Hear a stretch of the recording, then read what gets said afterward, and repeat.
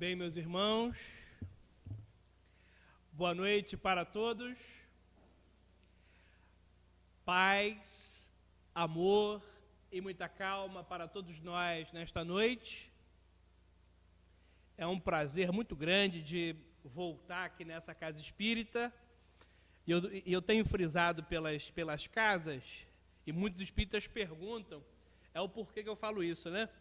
Eu falo assim, é um prazer muito grande estar numa casa espírita séria. Aí pergunta, mas tem casa espírita que não é séria? Eu falo, não, mas tem casa que não é propriamente espírita. Então eu, como sou espírita, eu adoro estar numa casa espírita séria e poder somar. Às vezes eu falo em casas espiritualistas, em casas universalistas, respeito todas elas, adoro também falar lá, mas é muito melhor quando eu estou numa casa espírita séria. E essa aqui é uma das casas, né, muito divulgada, muito comentada, onde se estuda e onde pratica a caridade. E o nosso tema de hoje faz parte do nosso Evangelho segundo o Espiritismo. Pode ter alguém vindo hoje, né, aqui na Casa Espírita, no seu primeiro contato, né, com essa mensagem. Então, aqui é o nosso livro pela FEB, né, a Federação Espírita Brasileira. Então tem essa capinha, né, de repente alguém quer procurar depois no shopping, em algum lugar. Então esse é o nosso Evangelho segundo o Espiritismo. E hoje nós estamos no capítulo 12, nos itens 5 e 6, que tem lá o tema Inimigos desencarnados. O que vem a ser um inimigo? Será que nós temos isso bem claro na nossa mente, na nossa vida? Inimigo é um opositor. Alguém que está, infelizmente, vamos pôr assim, né? Contra nós. Mas também, na visão espírita, eu poderia falar, né? Felizmente contra nós. E por que felizmente contra nós? Porque tudo na nossa vida está certo. Olha onde vai a fé espírita. Tudo na nossa vida está certo, já que não existe acaso. Então, esse nosso inimigo, esse nosso opositor, ele tem um papel fundamental na nossa vida. Irmão José tem uma frase pelo Bacelli que é muito interessante, que ele fala assim: os nossos amigos não falam a verdade. Os nossos inimigos falam a verdade nua e crua para nós. E é essa fala que nos faz despertar variadas vezes. Aí vamos meditar cada um? O que o nosso inimigo já disse para nós? Que variadas vezes nós sentimos raiva, sentimos mágoa, sentimos melindre. O que o nosso inimigo, ele diz para nós? Ele não diz para nós, né? Ah, fulano, você é muito lindo, diz. Ah, fulano, você é o espírita mais harmonizado desse mundo. Ah, fulano, você é o melhor pai. Ele não diz isso. Ele fala sobre a nossa falha, sobre o nosso ponto fraco. Só que o nosso Kardec, ele está falando de quê? Inimigos desencarnados. Nós estamos o quê? Encarnados. Nós vemos esses nossos inimigos desencarnados? Vemos? Quase sempre não. Mas aquele médium que é mais ostensivo, aquele médium que tem a vidência, a clarividência, ele vê o inimigo. E o que esse companheiro nos fala? De que forma que ele se mostra? Como é que ele chega próximo de nós? No item 6, então, o nosso Kardec anotou o seguinte: o espírita tem ainda outros motivos para ser indulgente com os seus inimigos. O que é a grande qualidade da alma da indulgência? O que é ser indulgente? É aquele companheiro que está sempre pronto para perdoar. Se trata de nós já? Eu não consigo perdoar. Ouvimos isso no atendimento fraterno. Eu não quero perdoar. Ouvimos isso no atendimento fraterno. E nós? Será que nós também afirmamos isso? Eu não quero perdoar. Eu não consigo perdoar. Aí vai uma diferença, né? Eu não consigo e eu não quero. Será que eu passo por isso atualmente? Aí vem Kardec falando que o espírita tem outros motivos para ser indulgente com os seus inimigos. Por que eu preciso sempre estar pronto para perdoar? Ele diz, em primeiro lugar, ele sabe que a maldade não é um estado permanente dos homens. Ah, mas o fulano é muito mau. Todo mundo usou ou usa essa expressão, não usa? Fulano é muito ruim. Mas nós sabemos que essa maldade não é permanente. Aí ele diz que ela se deve a uma imperfeição momentânea e que, assim como a criança se corrige dos seus defeitos, o homem mau reconhecerá um dia os seus erros e se tornará bom. Então, olha só a dica. Vamos começar agora a reconhecer os nossos erros. No dia de hoje. Aonde é que eu errei? Aonde é que eu erro? Vamos reconhecer no dia de hoje. Não vou deixar chegar no mundo espiritual. Eu vou começar por agora. Sabe também que a morte apenas o livra da presença material do seu inimigo, já que este pode persegui-lo com o seu ódio, mesmo depois de haver deixado a terra. Não é isso? Nós temos inimigos encarnados? Temos, mas tem espírita que não assume. Nós temos inimigos desencarnados? Temos. Quando eu desencarno, eles vão estar junto de mim? Quase sempre. Mas ele vai estar lado a lado comigo? Não. Mas pelo sentimento podemos estar ligados. E o que é o ódio que a gente sente? Espírita sente ódio? Tá mal esse espírita, né? Tá mal pra caramba, né? Se ele sente ódio sendo espírita, ele tá muito ainda, né? Endurecido.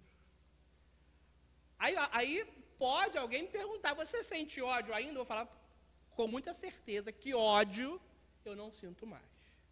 Tenho outros sentimentos inferiores, mas ódio eu não tenho. E o que é o ódio? A gente olha para um lado, né? Olha para o outro, e o que é ódio? Eu não sei definir o que é ódio. Ódio é o amor que enlouqueceu. Só se odeia quem muito se amou. Vemos ódio familiar? Várias famílias, né? As mais ricas, as mais bilionárias, até aquelas paupérrimas. E por que surgiu o ódio ali? Porque antes existiu o amor. Só que era um amor estranho, era um amor conflituoso, de muitas problemáticas, e um belo dia, aquele amor acabou. E o ódio veio à tona. Então eu posso desencarnar agora, e se eu tiver ódio, eu levo o meu inimigo comigo, pela sintonia que eu tenho com ele, negativa. Aí diz Kardec, que assim a vingança falha ao seu objetivo, visto que, ao contrário, tem por efeito produzir maior irritação, capaz de passar de uma existência a outra.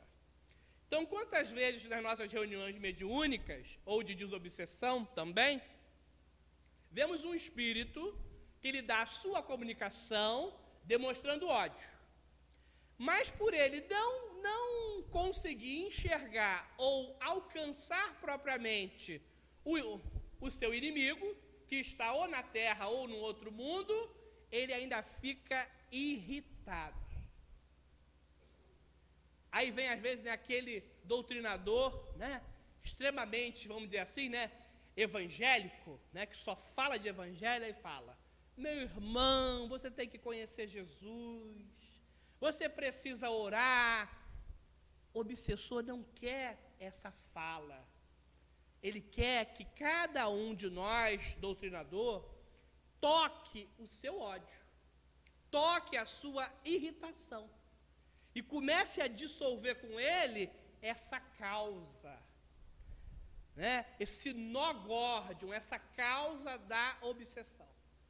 Então, nós, doutrinadores espíritas, somos mais terapeutas naquele momento do que falar para ele conhecer Jesus. Porque ele está muito irritado. Ele não quer ver ninguém, muito menos Jesus. Então, é hora de nós atendermos aquele espírito primeiro, na sua necessidade, para depois evangelizarmos. Então, aí está o nosso tato, nessa hora da doutrinação. Cabia ao Espiritismo provar, por meio da experiência e da lei, que rege as relações entre o mundo visível e o mundo invisível, que a expressão extinguir o ódio com o sangue é radicalmente falsa, que a verdade é que o sangue alimenta o ódio mesmo no além-túmulo. Então, quantos casos de ódio terminaram em mortes, assassinatos? Quantos? Milhares, não é? E por que chegou nesse ponto? Porque ninguém chegou para apaziguar, ou para pacificar, ou para colocar propriamente ali algum parâmetro para que esses companheiros pudessem se perdoar. Todo mundo já viu, quando nós temos um grande, vamos dizer assim, um grande acontecimento, e a nível de, entre aspas, criminosos, ou de sequestro, aí vai aquele negociador, não é isso? Para ele tentar apaziguar ali com as partes. Então, se nas relações de ódio sempre tivesse alguém para apaziguar, não ia chegar propriamente às vias de fato. Por isso que Francisco de Assis diz para nós, que todos nós possamos ser instrumentos da vossa paz.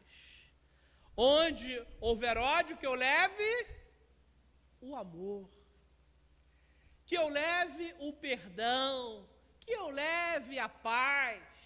Levamos? Quantas vezes a gente bota lenha, Lenha na fogueira. E é época de quê? Época de São João, Época de fogueira. Então, quantas vezes lá naqueles conflitos, familiares, vai lá, joga mais uma faísca, Conflito na casa de espírito, a gente joga mais uma faísca, Conflito no trabalho material, a gente vai lá e joga mais uma faísca. A troco de quê? Manter o nosso nível? Provas, expiações, é isso? Então, onde está o verdadeiro espírita?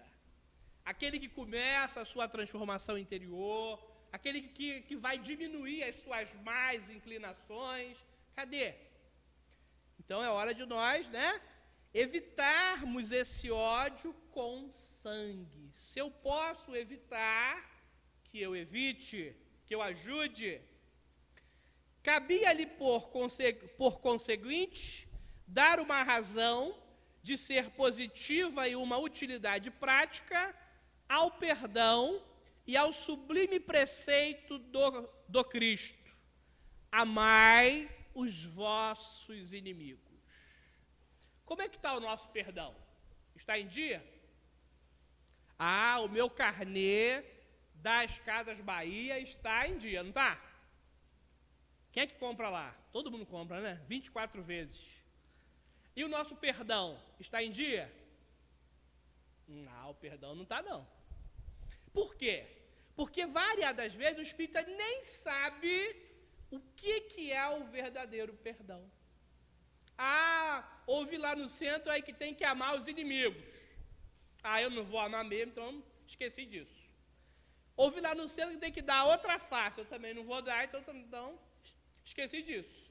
O que é perdoar?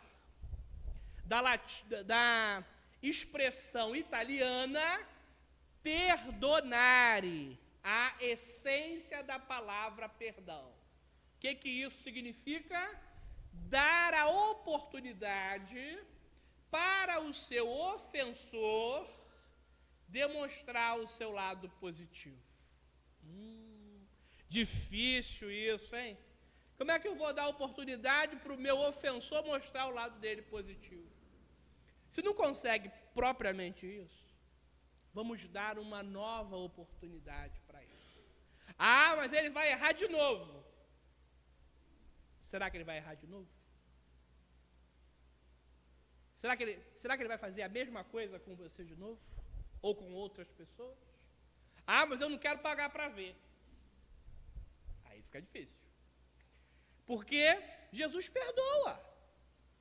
Os benfeitores espirituais perdoam, indicam o perdão. E por que eles indicam? Porque o perdão é um presente que eu me dou. Eu estou me presenteando. Se o outro vai aceitar ou não, se ele vai ficar bem ou não, é com ele. Eu estou dissolvendo a minha mágoa, eu estou dissolvendo a minha raiva, eu estou dissolvendo o meu ódio. Primeiramente, eu estou dando uma oportunidade para mim. E quando eu não perdoo, como é que eu fico? Pesado, estagnado, triste. E a ciência, o que diz hoje? Pela área da psiconeuroimunologia, quem não perdoa, cria câncer. Quem não perdoa, cria úlcera. Quem não perdoa, cria problemas para si mesmo. Perdoar é muito barato. Perdoe e fique melhor. Mas eu estou certo naquela minha briga, eu estou certo naquele meu conflito e eu não vou ceder. Aí vem o Dr. Gerald Jasponsky dizer para a gente: você quer ter razão ou quer ser feliz? Eu quero ter razão. Eu quero ter razão e eu vou me vingar dele hoje. Eu vou tirar a vida dele corpórea hoje. Vai e tira. Fica bem? Não. Melhorou alguma coisa? Não. Mas foi a escolha que ele fez. Não é muito mais barato perdoar? Mas o meu ego está ferido, o meu orgulho está ferido. Depois do que ele fez com a minha filha, eu não quero perdoar. E a pessoa fica estagnada espiritualmente por várias e várias encarnações.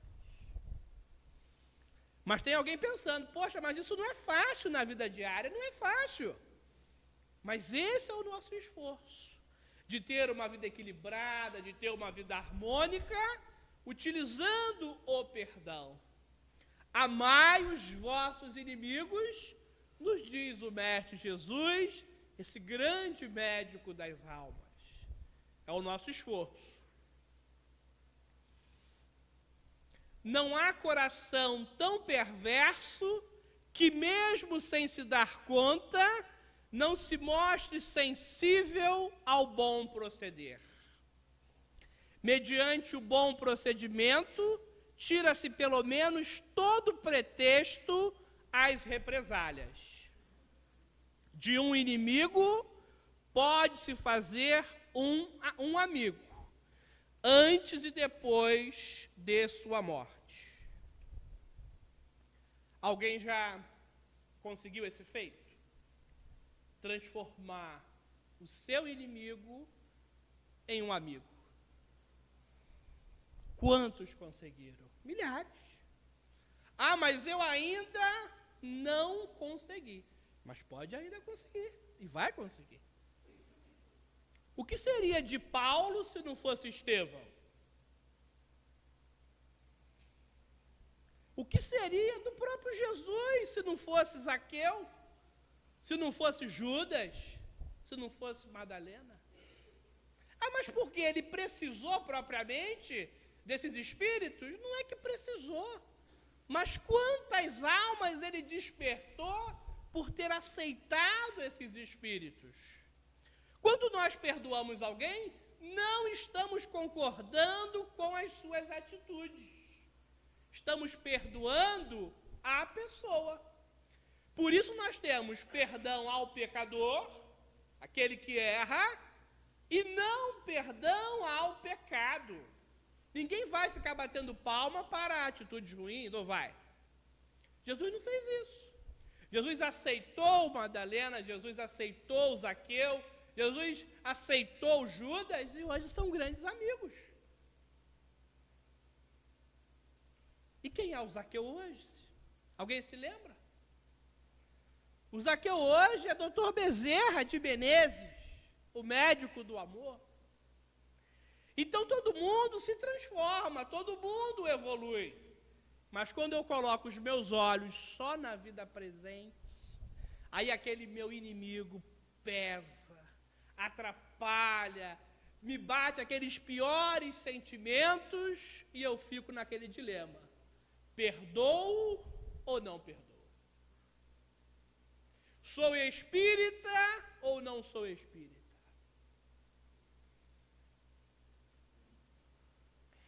Então diz o nosso Kardec: com um mal proceder, o homem irrita o seu inimigo, que então serve de instrumento à justiça de Deus para punir aquele que não perdoou. Como isso é complicado no nosso dia a dia. No item 6, ele começa dizendo: podemos, pois, ter inimigos entre os encarnados e os desencarnados.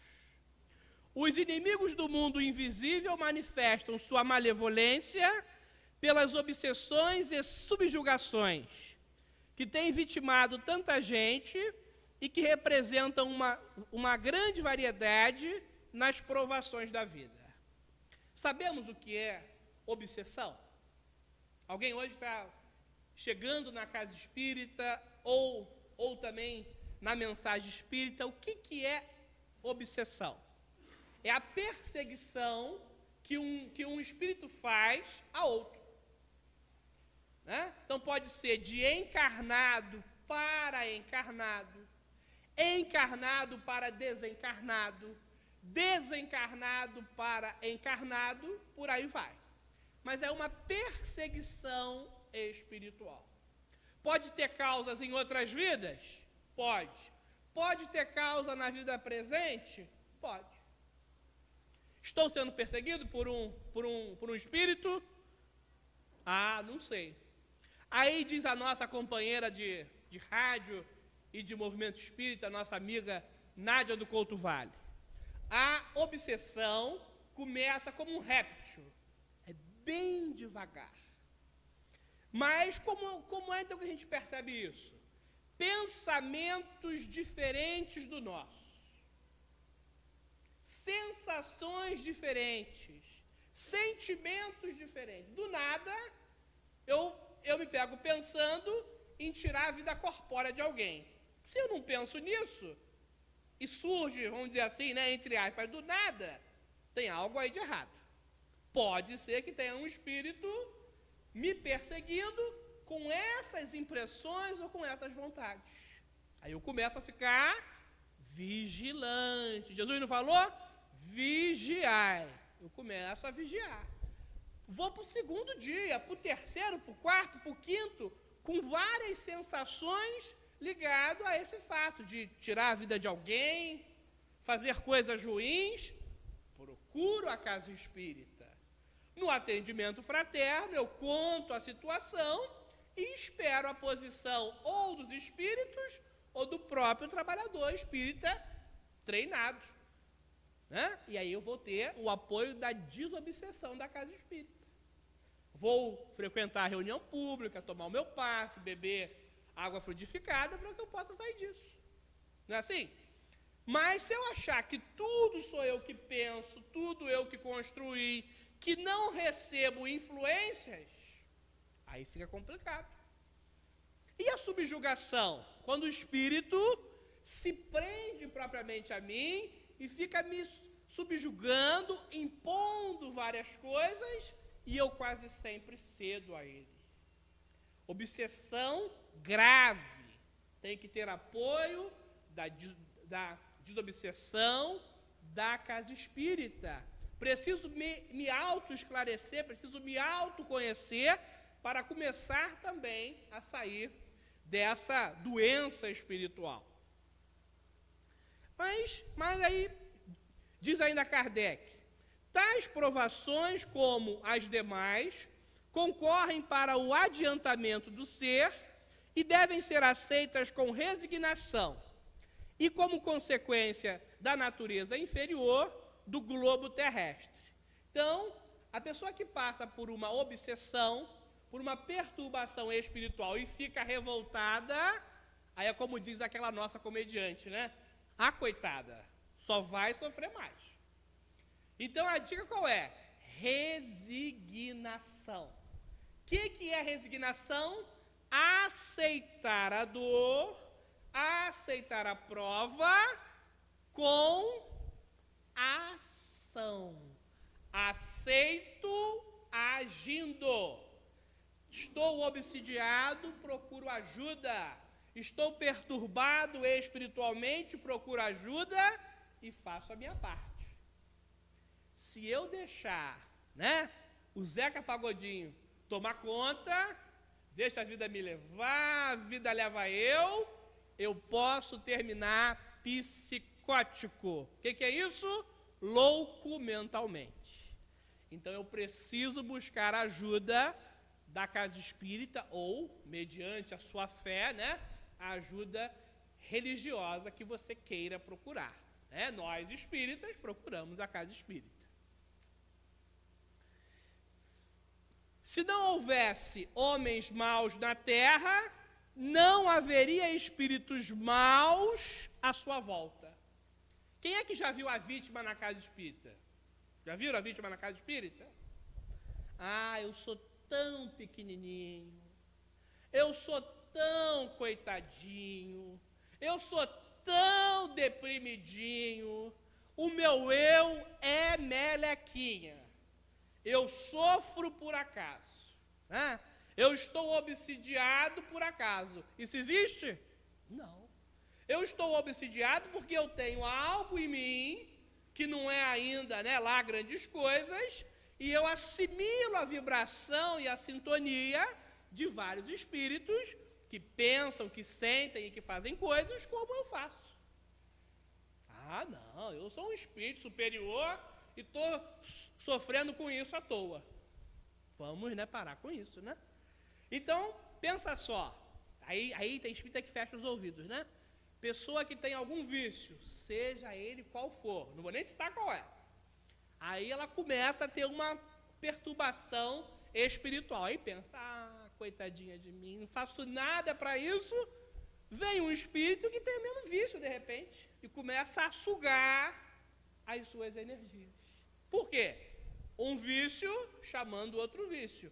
Um dependente chamando outro dependente. Ah, mas todo mundo que tem vício sofre de obsessão? Não. E por que não? Porque pode pensar positivo, porque pode ter bons sentimentos, pode ter um bom proceder, tem um vício ainda, mas não tem obsessão. Ah, mas é bom ter vício? Não. Nenhum vício é bom, mas ele não está sofrendo de nenhuma perturbação espiritual. Então é preciso separar as coisas, né? Existe a doença da matéria, a doença do espírito, existe obsessão espiritual, existe também doenças que não têm ligação, que não fazem link com obsessão espiritual. Então cada caso é um caso, não tem regra definida. Se, portanto, devemos usar de benevolência com os inimigos encarnados, assim também devemos proceder com relação aos que estão desencarnados. Temos a benevolência? Quero mais que esse espírito saia da minha vida, saia do meu dia a dia, não quero nem saber para onde é que ele vai, olha só. Então eu tenho que querer o bem dele. Mas eu não vou querer um bem falso, né? Eu estou desejando bem e no fundo eu não estou. Tem que ser verdadeiro. Então se eu já desejo bem para os meus inimigos, que bom, que avanço. E se eu não desejo? Tem que crescer ainda espiritualmente e muito. Antigamente, sacrificavam-se vítimas sangrentas para aplacar os deuses infernais, que não era senão os espíritos maus. Aos deuses infernais sucederam os demônios, que são a mesma coisa. O Espiritismo vem provar que esses demônios nada mais são do que as almas dos homens perversos que ainda não se despojaram dos instintos materiais. Alguém conhece aqui algum demônio? Não, né? Conhece um espírito perverso. Só que eu também posso ser um encarnado perverso, não posso? Posso. Alguém já viu por aí o diabo voando? Não, né? Porque ele não existe. Ele é um mito. A mitologia criou propriamente o diabo. Ele não existe. Alguém conhece aí o servo-mor? Não, né? Por quê? Porque ele é um mito. Então, o diabo, ele nunca existiu. É fruto da mitologia. Mas espíritos perversos sempre existiram. Será que sempre eles vão existir? Fica no ar. Mediante o nosso estudo espírita, parece que não, mas não é nada afirmativo. Porque todo mundo um dia vai ser anjo. Sim, mas quando é que vai ser? Então eu não posso falar uma coisa que eu ainda não tenho, né, muitas informações para isso. Então esses espíritos perversos existem. Não sei quanto tempo eles vão propriamente, né, existirem, e nós também, né, se nós então estivermos infelizmente nessa posição. Que ninguém consegue aplacá-los a não ser pelo sacrifício do seu ódio, isto é, pela caridade.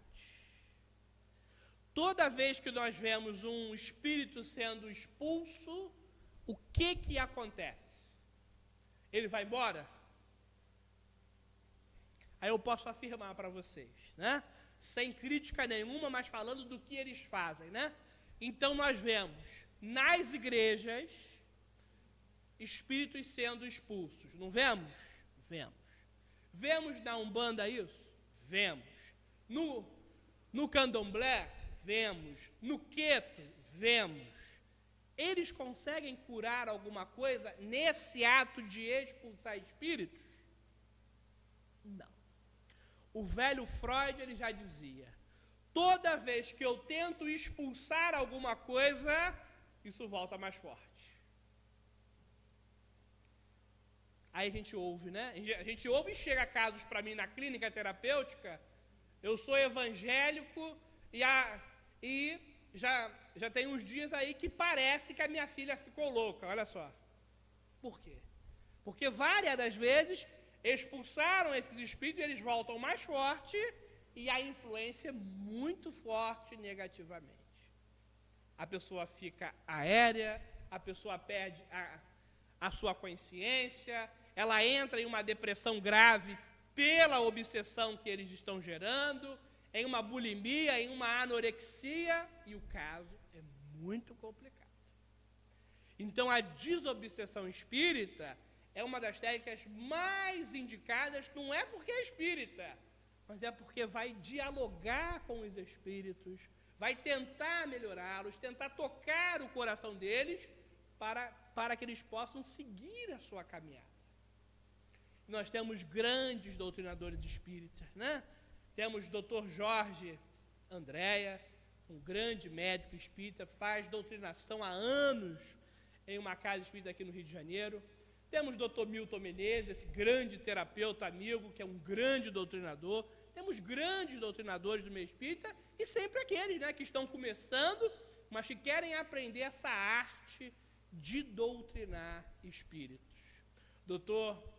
Jorge Andréa diz que é muito bom quando vê um doutrinador que conhece a psicologia, mas ele diz o que conta mais é um doutrinador com muito amor no coração. Ele ajuda muito mais esses espíritos. Então, se nós temos problemas espirituais, se conhecemos alguém, tenta trazer para a casa espírita, esclarece o que é a desobsessão, leiam sobre isso. Tem um livro maravilhoso, Diálogo com as Sombras. Hermínio de Miranda, né? Esse grande companheiro espírita, um grande pesquisador. O livro explica, né, muito bem a arte da doutrinação e também a desobsessão. Que a caridade não tem por efeito unicamente impedi-los de praticar o mal, e sim de os reconduzir ao caminho do bem, contribuindo para a salvação deles. É assim que a sentença, amai os vossos inimigos, não se circunscreve ao círculo acanhado da terra e da vida presente, mas também faz parte da grande lei da solidariedade e da fraternidade universais. Eu vou contar para vocês um caso que a gente trabalhou na Mansão Divino Pastor, lá de Caxias. Passamos muitos anos lá, eu e uma equipe muito grande, muito preparada, e nós recebíamos lá companheiros de vários países. Então, é uma casa dedicada à desobsessão e ao estudo espírita. E, em um belo dia, um dos nossos doutrinadores, advogado criminal, foi defender propriamente a sua cliente e conseguiu prender um dos criminosos. Esse criminoso, ele foi preso, teve aquele julgamento, ele conheceu esse nosso companheiro, advogado, e esse companheiro, na prisão, criou um ódio, né, muito grande desse nosso companheiro doutrinador, e que era advogado que estava contra ele. Esse companheiro ele desencarna na prisão, aqui no Rio de Janeiro isso. E, mediante isso, a filha do nosso companheiro advogado começa a ter uma depressão e uma bulimia. Ela perdeu muito peso em dias e ela começou a ter variados problemas. Até que foi visto pela casa que era uma obsessão desse companheiro desencarnado junto de outros espíritos contra ela por causa do pai. Foi um ano de doutrinação. Vários doutrinadores e também vários médios, né, recebendo as comunicações desses espíritos. Chegando no final de um ano, quase sem êxito nenhum. Um dos nossos doutrinadores mais antigos e experientes, em um confronto, entre aspas, com um desses espíritos, doutrinando ele, o espírito endurecido. Ele teve a intuição de pegar um celular e ele colocou à frente do médico que estava dando a comunicação. Aí falou para o espírito: o que é isso aqui que você está vendo? O espírito, assustado: estou vendo uma simples caixinha. Aí o doutrinador: isso não é uma caixinha, Isso é um aparelho que eu posso me comunicar com qualquer pessoa aqui da Terra, que eu tenha o telefone, o número dela, no mundo inteiro. Eu posso fazer essa comunicação. O espírito assustado. Você pode fazer isso, eu posso fazer isso agora para você ver. O espírito começa a chorar muito. E ele diz para ele, o porquê que eu não entendo essa tal caixinha? Aí ele diz para ele, porque você está parado no tempo, meu irmão. Há quanto tempo que você está parada em uma de suas vidas por causa desse ódio? Porque esse espírito, né, se ligou a esse espírito desse, entre aspas, criminoso, mas ele já era um espírito complicado. E que tinha ligação também com essa jovem. Quando ele consegue ver que ele estava parado no tempo, há não sei quanto tempo, ele começa a deixar a jovem. Ela começa a ganhar peso, a obsessão cessa e ela vai melhorando. Hoje em dia ela está ótima. Mas olha só, foi um ano de doutrinação. Toda quinta-feira. No final desse um ano, eu que sou bem gordinho, né? Estava magro. Aí a mentora da casa, agora é hora de você descansar, meu irmão. Você trabalhou tanto nesse caso, é hora de tirar umas férias. Então, é muito esforço, é muita dedicação, é um trabalho cirúrgico a nível mediúnico. Por isso, a seriedade da casa espírita, do grupo mediúnico e o respeito que todos nós devemos ter por esse templo, porque é muito importante esse templo para nós. Então, que nós possamos, com o Mestre Jesus, sobre essa grande dica aí do nosso Kardec, começar a desenvolver esse amor aos nossos inimigos. O seu inimigo quase sempre não vai se tornar um grande amor mais. Mas vamos respeitá-lo, vamos considerá-lo, vamos entendê-lo como um filho de Deus que, como nós, erra, mas que também acerta. Então, quando nós estivermos, né, nos nossos conflitos, tanto a nível de terra, a nível de mundo espiritual, que nós possamos pedir ajuda. Por que o nosso orgulho nos impede de pedir ajuda?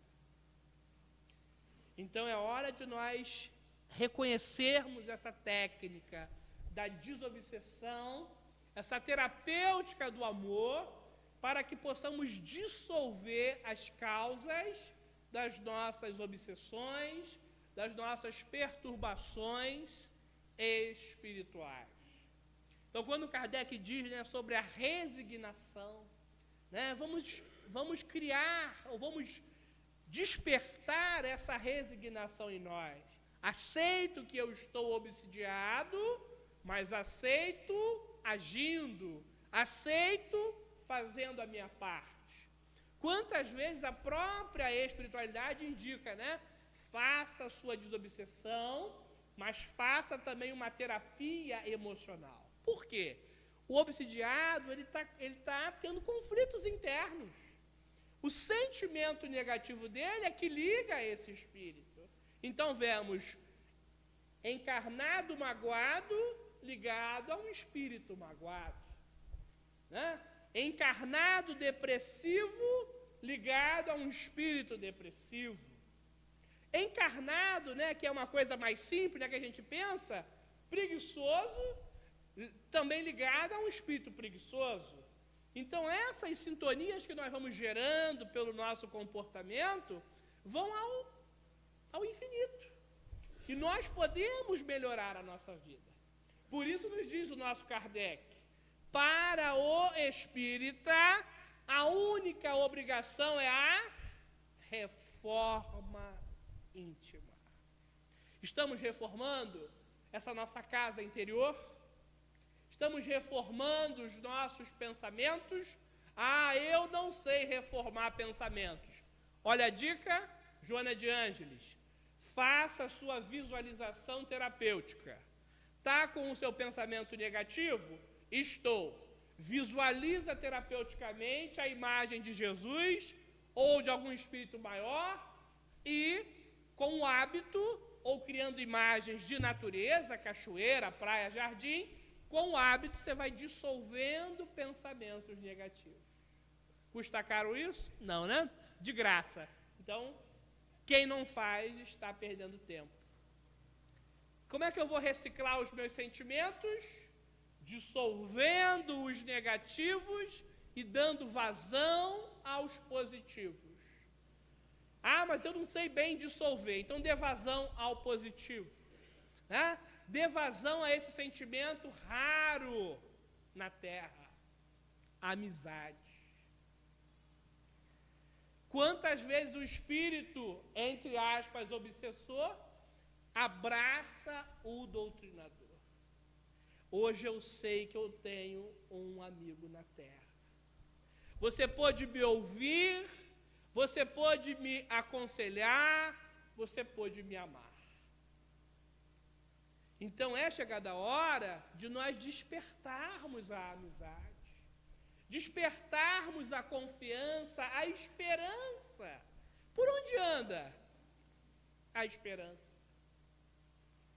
Quantas vezes na casa espírita chegou aquela família toda, uma família, né, grande, falando para nós, estamos obsidiados, estamos perdidos. E mediante a doutrina espírita, mediante a arte da desobsessão, essa família começou a se unir, começaram a se melhorar. Então, se eu estou precisando de ajuda, que eu busque, que eu aceite a ajuda.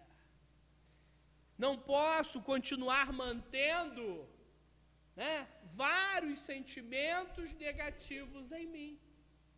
Como diz o grande psicólogo desencarnado espanhol, Dr. Mira Lopes, guardar esses gigantes da alma. Esse gigante atrapalha, esse gigante tem um pisar muito duro, esse gigante é muito ardiloso, e ele cita o ódio, a ira, a mágoa, o ciúme que estão em nós. Quantas vezes já conhecemos pessoas ciumentas? Quando procurou ajuda na casa espírita, foi visto que tinham espíritos ali também com ela, ciumentos, colocando mais fogo para ela fazer, para ela dar vazão aos seus atos ciumentos. Pessoa que diz assim: eu bati no meu marido, eu dei uma surra no meu filho por ciúme. Era um ciúme só dela? Espíritos também estavam ali, colocando fogo para que ela desse vazão a esse ciúme, a essa brasa interna que queima, porque ela tem medo de perder. Aí vem os espíritos falando para a gente: perdeu o quê? Você não tem nada. O filho é passageiro, o esposo é passageiro, mas essa pessoa hoje, no corpo de mulher, se acha a dona do marido, a dona do filho. E esse ciúme que ela sente, atrai espíritos ciumentos, que querem ver o circo pegando fogo e que não querem dar ainda chance para o remédio do amor secar todas as lágrimas. Que possamos dar vazão ao sentimento do amor e, como diz Jesus, amar os inimigos, ajudar os nossos inimigos a se melhorarem. O amor, como diz Samuel Smiles, na obra A Imitação do Cristo, ele diz: o amor é a coisa mais forte, é a coisa mais doce, é a coisa mais sublime que nós podemos sentir. Que possamos inundar a nossa vida inundar o nosso corpo físico, inundar o nosso espírito desse amor. O amor que concilia, o amor que une, o amor que é bondoso, o amor que nunca trai. Que possamos entrar nessa onda vibratória do amor-terapia e dissolver cada grilhão, dissolver cada prisão que ainda nos faz tão mal nesta existência. Que possamos, a partir de hoje, rever a temática do perdão, perdoar a pessoa e não a atitude negativa. Vamos perdoar para inundar as nossas vidas desse grande remédio chamado amor. Vou deixar para vocês sempre aquele convite amigo da Rádio Rio de Janeiro. Hoje estive lá às 5 horas da tarde, terça-feira, 11 da noite, quinta, 15 horas, sábado, 8h30 da noite e domingo, meio-dia. São vários programas que eu faço parte. Espero vocês, tanto com os nossos temas espíritas e tanto também divulgando a terapia holística emocional.